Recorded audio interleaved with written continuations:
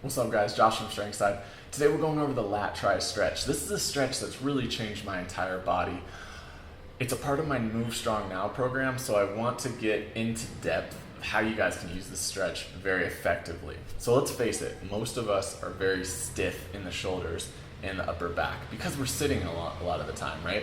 And this stiffness can cause problems other places in the body. So what this stretch does is it really reverses all that slumped forward posture because we're taking the shoulder and we're putting it in external rotation, right? And then we're putting it into shoulder flexion and we're stretching this way, which is the opposite of what you're doing when you're sitting. So if you haven't signed up for Move Strong Now yet, I suggest you do that so you have a routine where you can use this stretch in it. If you are already signed up, let's dive into the exercise. The lat tri stretch is essentially putting your elbows on the platform and then pushing your chest downwards, trying to get your arms in line with your torso. Now this exercise can be done in a lot of different variations. What you put your elbows on, what you hold in your hands, and if you're on your knees or your feet can vary. We're going to go over some of those examples in this video, but first we have to get to some specific rules for the stretch. Rule number 1, hands go outside of the elbows. So whether you're grabbing a stick or a dumbbell, make sure that the elbows are inside of the hands whenever you're doing this stretch. Number 2, tuck your pelvis. Right now in the video, my lower back is way too arched. Now I tuck my hips under. This makes sure that the extension is coming from my thoracic spine and not my lumbar spine. Number 3, push your chest and your armpits down towards the floor. That's where the meat of this stretch is. So right now I'm not pushing down, and now you'll see me push down towards the floor.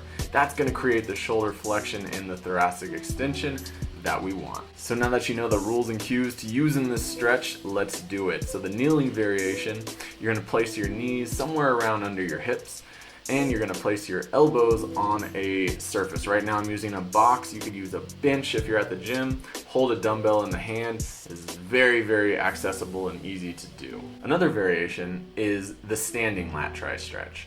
All the same rules apply, but my elbows go on a higher surface and now I'm on my feet and I bend into the stretch. This is generally a little bit less intense than the kneeling variation, and you can kind of adjust how much load is going into your shoulders a little bit easier.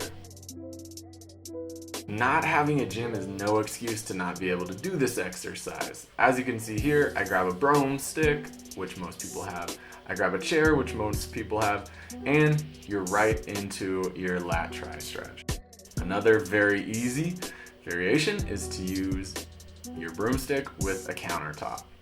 Now we're just right into our standing lat tri stretch. If you don't have a broomstick, grab a blender, grab a water bottle. Anything will work while you're doing this stretch. Just make sure to apply all the rules that we went over in the beginning.